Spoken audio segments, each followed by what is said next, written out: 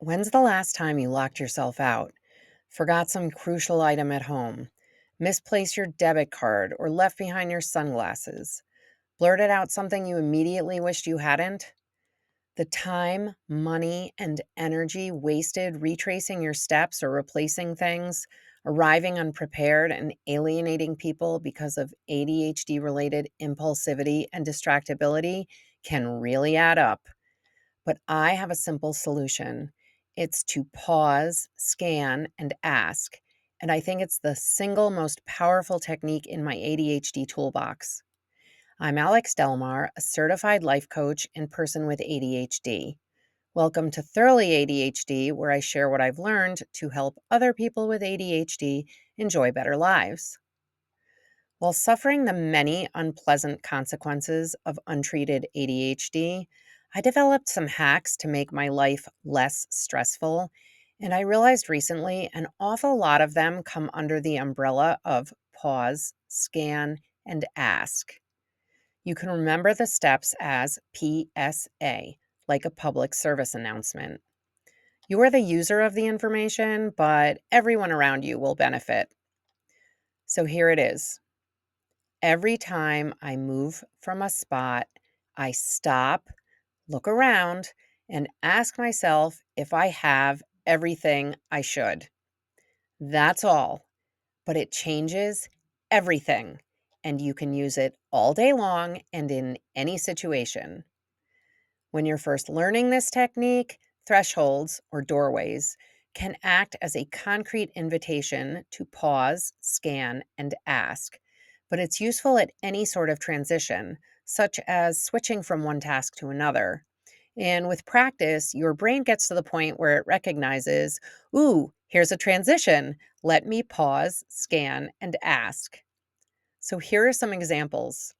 To stop forgetting things at home or locking yourself out, pause at the door and scan your possessions and ask, do I have everything I need to leave the house? For years, I kept a checklist next to the door, but it's useless if you don't pause, scan the list, and ask yourself if you have all the things.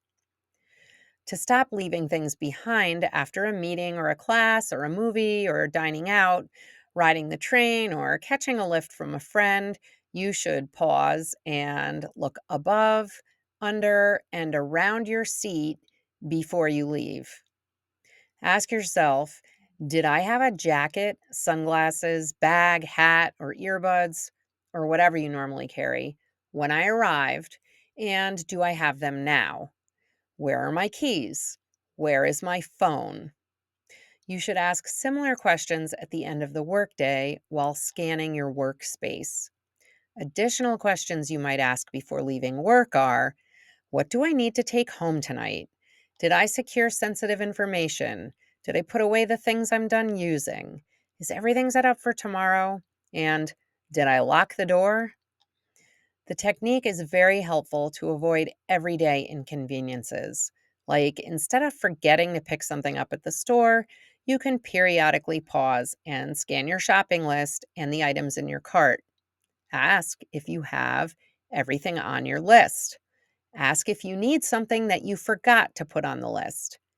And anytime you are supposed to pay for something, whether it's at the store or a restaurant, pause before leaving and ask, did I pay? And did I put my wallet away? Before getting in the shower, pause, scan, and ask, did I replace that empty shampoo bottle? Is there a towel within reach? If it's always a pleasant experience, maybe it'll be easier to get motivated to actually get in the shower. Before cooking, pause and scan the prep area and ask if you have all the ingredients in sufficient amounts.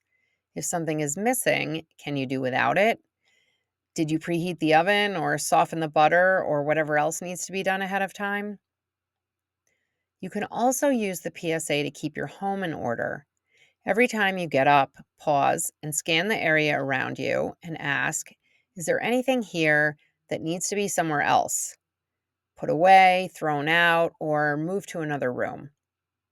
You can even use it to have more positive interactions with people. It's slightly more complicated in that you need to pause and scan before you speak and continue scanning throughout the conversation. Basically, you're using this strategy to read the room.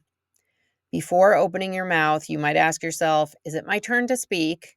Or will I add something new that benefits this conversation? While speaking, scan for body language and ask yourself things like, is someone stepping back, crossing their arms, or looking away from me? Or does anyone look upset? If so, you know you've spoken long enough or are on the wrong path for this audience, and you can change tack. And if you've accidentally offended someone, you have the opportunity to smooth things over right away. This technique can help you make and keep more friends and build stronger relationships because it forces you to give consideration to those around you in the moment instead of thinking of it 2 hours later and then beating yourself up for months afterwards that you said the wrong thing. The more you practice the pause, scan, and ask, the more it becomes second nature to do it. You can make things even easier on yourself by consolidating all your things into one bag or area, having routines, knowing where things belong, and by keeping the space around you as uncluttered as possible. These extra steps will minimize the number of questions you have to ask yourself. I'm Alex Delmar, and this has been Thoroughly ADHD.